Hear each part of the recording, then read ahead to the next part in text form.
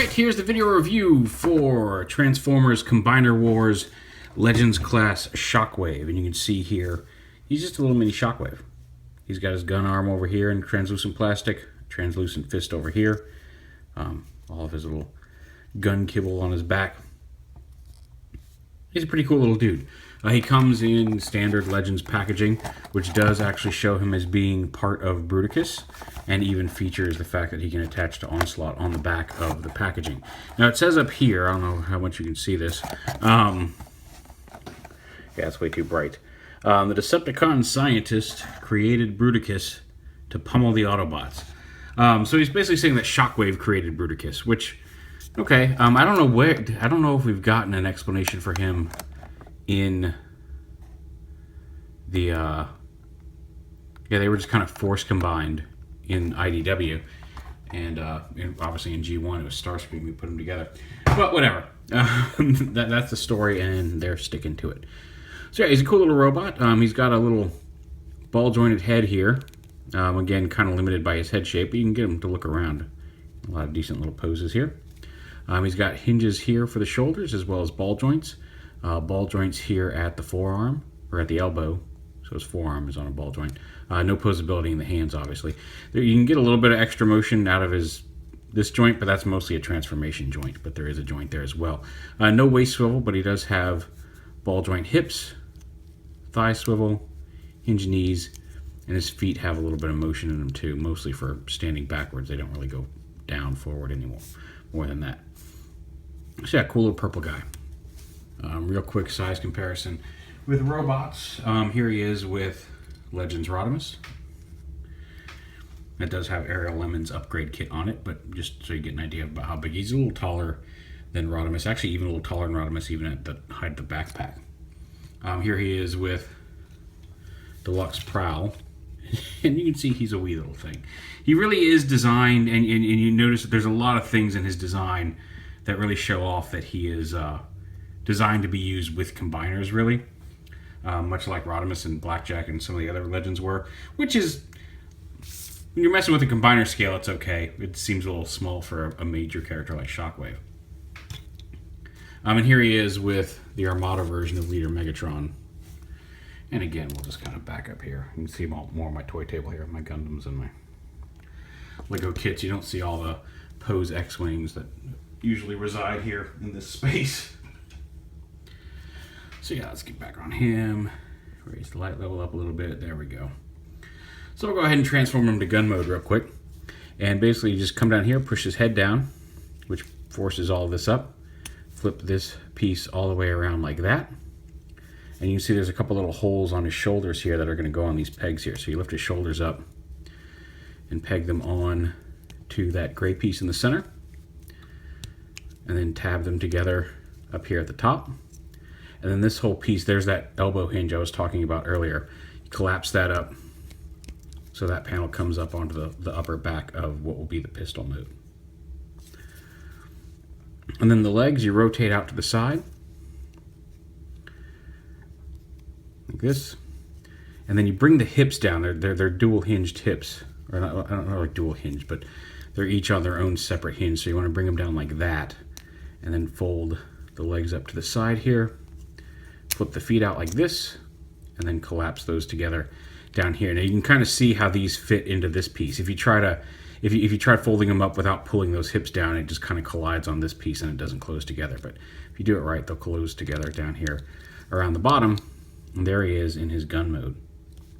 Now the instructions for him by himself show to fold this up, so I guess he's kind of a hovercraft gun mode.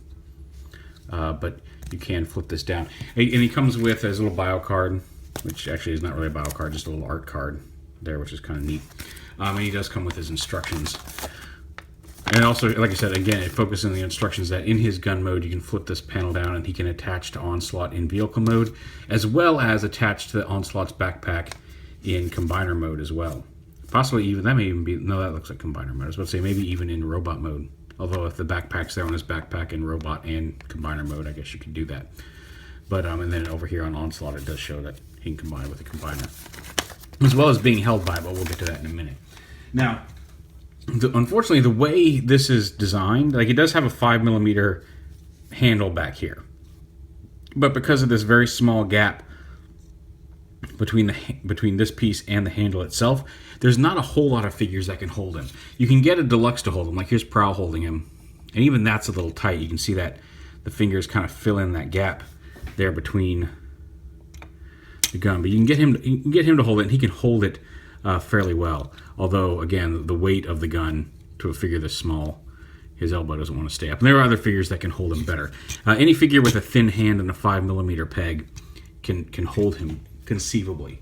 When you go to like a Voyager or a Leader class figure, however, the hands are just too thick to fit in that gap. Now with Megatron, you can kind of get it in just so where this on the first finger, and he can kind of hold it securely. But again, if you look at that, it's bending the handle here, and you don't want it. It's at a slight angle there, so you don't want to try to force it down onto thicker-handed figures because you could risk bending this off and snapping this peg, which is a little bit of a shame because with this size gun, Deluxes, he's a little too big for Deluxes, obviously too big for Legends.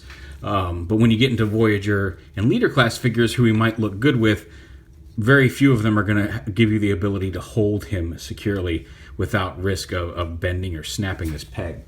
Now on the Combiner Wars figure, now I'm using Minosaur here, who may or may not stand properly. And he's borrowing one of Defensor's hands because I had the upgrade kit on him and I don't know where I stuck his regular old purple hands. Although you can see he's not. Minosaur not the best choice, but I don't have Bruticus yet. So he's a little wobbly. But on a Combiner Wars Combiner hand, there's enough space there. It's thin enough.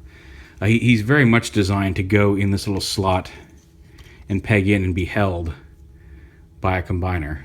Although, again, Minosaur being wobbly doesn't want to support him. Some of that is his hips, and some of that is these upgrade kit feet here. But you can see he can hold it.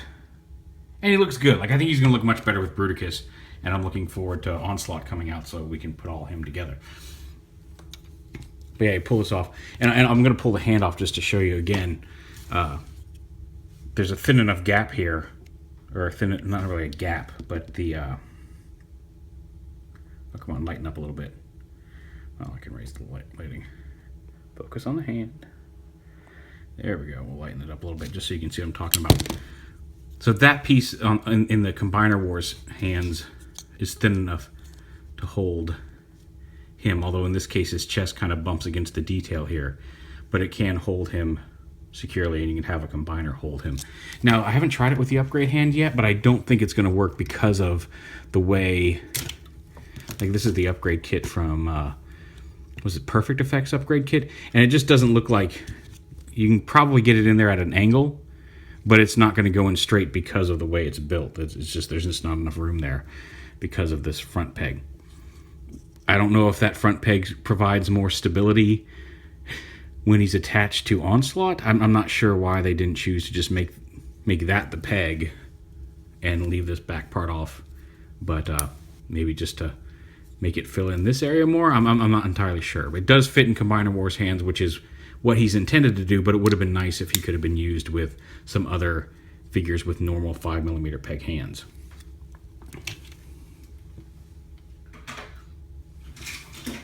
Anyway, just because I like to end with robot mode, I'll show you how to get him back. So let's go ahead and bring this light level. Let's bring this back down here where we can get a decent light level here on this guy. So yeah, and to turn him back, you just reverse it. You bring the legs down like this. Rotate them forward. Actually, make sure you bring the hips up and then rotate them forward. Otherwise, you're going to end up just rotating it at the hip peg, and you want to rotate it at that thigh swivel. Flip his feet back in. Unpeg the arms. Bring them down. Bring them down like this. And then as you flip, you want to flip this all the way back like that, and then fold this whole panel down. And as you do that, that'll pop his head up back into robot mode. So yeah, it's a cool little Shockwave figure. I like it. I do wish we got a bigger figure of Shockwave, because I think he's one of the bigger players in the Transformers universe. He's certainly more of an iconic character than some of the figures we've gotten larger figures of. So it would have been nice to see him bigger. I do like his functionality with combiners, and if he's going to be held by Bruticus, that's cool. But I do, and again, I do wish that peg had been worked in such a way that he could be held by a larger variety of figures. Like I don't like that there's only a handful of figures that can hold him, and most of the ones that can easily, at least the ones that I've tried, are smaller deluxe figures where he just looks too big to scale with him. I think some Voyager and Leader class figures would look really cool holding him if they could do so. But yeah, there it is, Legends class Shockwave from Transformers Combiner Wars. Like I said, I think he's worth picking up. He's a fun little Shockwave figure, regardless of who can and can't hold him, and worth, like, what was it, $9.99 or whatever they're charging for these guys now. But yeah, he's a worthy pickup. 1, it's Shockwave. 2, he's cute and he's fun, and he makes a neat little gun. So anyway, I'm done.